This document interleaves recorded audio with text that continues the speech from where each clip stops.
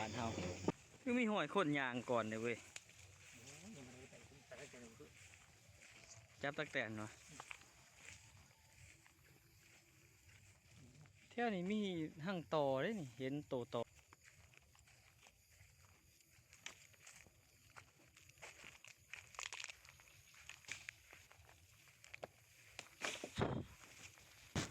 หาหน่อไม้บูปลาบูลงไปนี่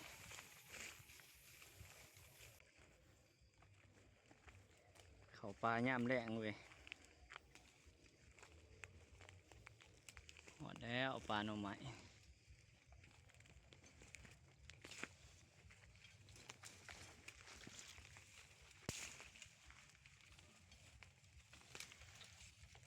นี่มีดแล้ว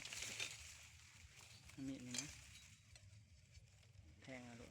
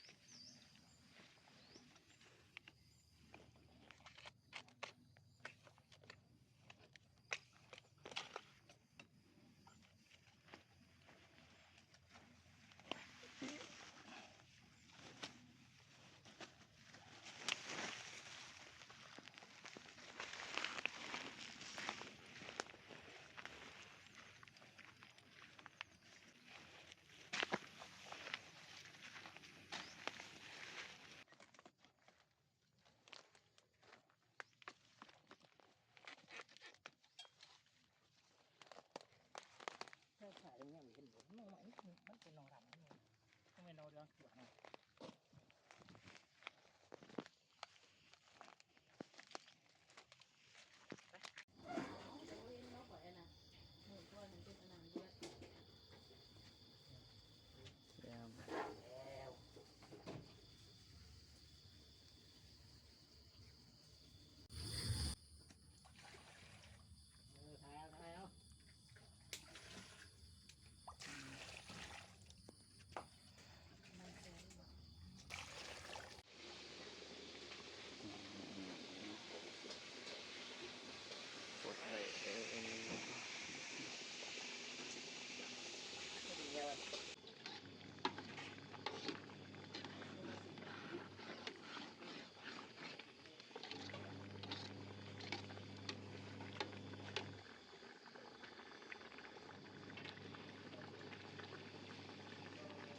ผักขะแย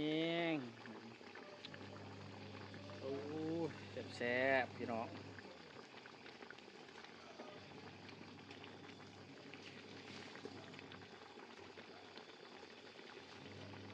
อาหารบ้านนาครับอาหารบ้านๆเลย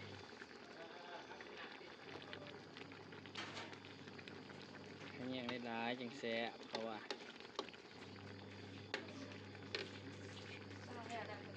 โอ้ช็อตสม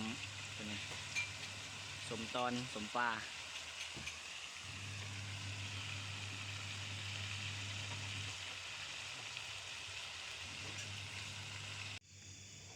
แซ่บๆพี่น้องมื้อนี้แกงหน่อไม้โอ้ยหลายอย่างผสมนี่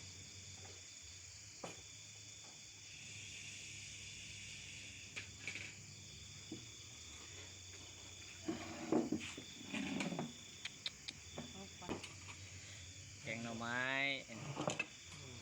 เอาบอสไงไป อันนี้ทอดปลาทอดสมปลานี่คักๆนี่ มัน สมปลาแซ่บนี่ มันแสบกระแสบนี่วะ